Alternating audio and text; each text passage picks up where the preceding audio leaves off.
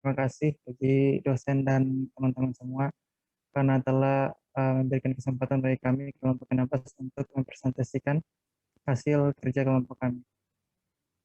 Jadi kami dari kelompok 16 dengan 3 anggota, di mana saya sendiri, Kevin Samuel Jabar, Jan Ungu, dan Frelin Muhammad. Next.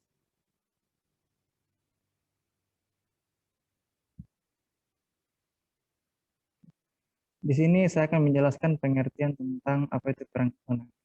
Jadi menurut Wikipedia, perangkat lunak atau piranti lunak, bahasa Inggris software, adalah istilah khusus untuk data yang diformat dan disimpan secara digital, termasuk program komputer, dokumentasinya, dan berbagai informasi yang bisa dibaca dan ditulis oleh komputer. Dengan kata lain, bagian sistem komputer yang tidak berwujud. Selanjutnya. Oke, jadi seperti yang kita ketahui, software adalah perangkat lunak yang terdapat banyak sekali di sekitar kita. Jadi hampir semua peralatan elektronik digerakkan oleh software. Contohnya seperti mobil, pesawat terbang, kapal laut, telepon, bangunan, dan lain-lain gitu. Dari hal yang sederhana sampai hal yang rumit seperti remote control AC sampai ke smartphone atau perangkat lunak yang sangat-sangat kompleks. Kedua yaitu semua disiplin ilmu menggunakan software, teknik dan sains, teknik sipil, teknik mesin, teknik geologi, dan lain-lain, kedokteran, farmasi, dan juga lain-lain. Dan yang ketiga, hardware tidak berfungsi tanpa software di dalamnya. Lanjut. Jadi dari beberapa buku ada juga pengertian lainnya, yaitu yang pertama, program komputer, prosedur, dan kemungkinan terkait dokumentasi dan data yang berkaitan dengan pengoperasian sebuah sistem komputer. Itu merupakan sebuah pengertian tentang perangkat lunak dari IEEE pada tahun 1991, ISO 1997, ISO atau IEC 9000. Yang kedua, ada 3 pengertian dari Pressman pada tahun 2014, yaitu yang pertama, instruksi atau program komputer yang ketika dijalankan menyediakan fitur, fungsi, dan kinerja yang diinginkan. Yang kedua, struktur data yang memungkinkan program untuk memanipulasi informasi secara memadai.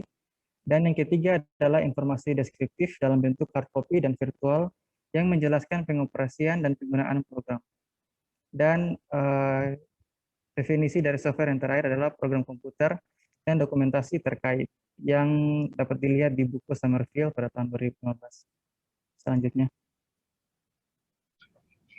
Ya baik, selanjutnya jenis-jenis software. Yang pertama ada sistem software, yang kedua ada application software, yang ketiga ada engineer and scientific software, yang keempat ada embedded software, yang kelima ada product line software, yang keenam ada web application, yang ketujuh ada artificial intelligence software.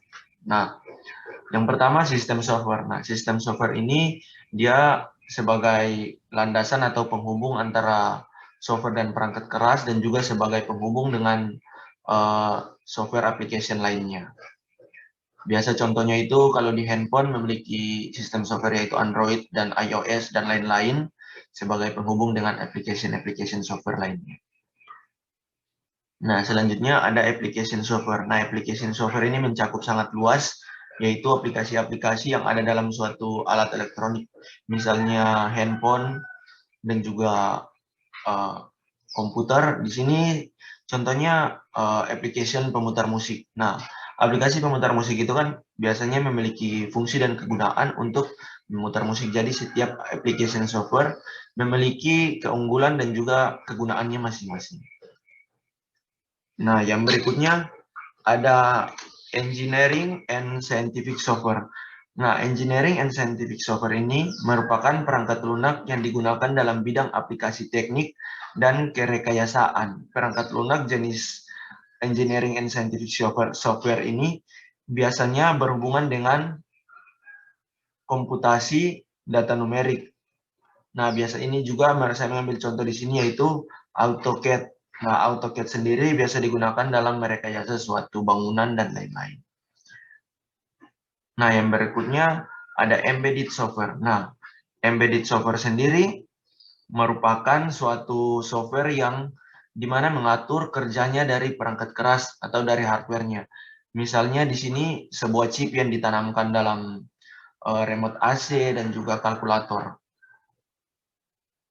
Selanjutnya ada product line software. Nah, product line software sendiri yaitu sebuah software atau perangkat lunak yang dapat digunakan oleh beberapa user, yaitu bukan satu user saja. Nah, contohnya di sini yaitu Microsoft Office. Nah, Microsoft Office itu memiliki banyak sekali cabang-cabangnya, misalnya Microsoft Word, PowerPoint, dan lain-lain. Nah, berikutnya web application. Nah, web application sendiri merupakan aplikasi yang dapat dijangkau melalui website. Nah, contohnya yang saya ambil di sini adalah WA Web yang sering kita gunakan. Yang terakhir ada artificial intelligence software. Nah, artificial intelligence software atau dalam bahasa Indonesianya itu kecerdasan perangkat, sistem kecerdasan buatan itu biasanya mempermudah pekerjaan manusia. Nah, di sini yang saya ambil contoh sebagai yaitu chatbot. Nah, chatbot di sini digunakan itu biasanya pada online shop atau bisnis online ketika owner dari toko tersebut atau dari pebisnis tersebut tidak dapat menangani chatting atau message yang masuk, dia menggunakan chatbot untuk membalas secara instan begitu. Ya, mungkin itu saja penjelasan dari jenis-jenis software. Selanjutnya. Oke, selanjutnya pengertian rekayasa perangkat lunak. Next.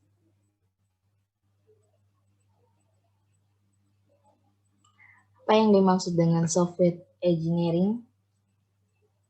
Software engineering atau rekayasa perangkat lunak adalah yaitu ilmu yang membahas semua aspek produksi perangkat lunak, mulai dari tahap awal spesifikasi, desain, konstruksi, testing, sampai dengan pemeliharaan setelah perangkat lunak itu digunakan.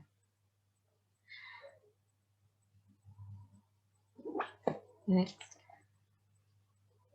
IEEE menekankan bahwa rekayasa perangkat lunak itu sebagai sebuah disiplin ilmu sistematik yang terukur terkait dari perkembangan dan operasi dari perangkat lunak.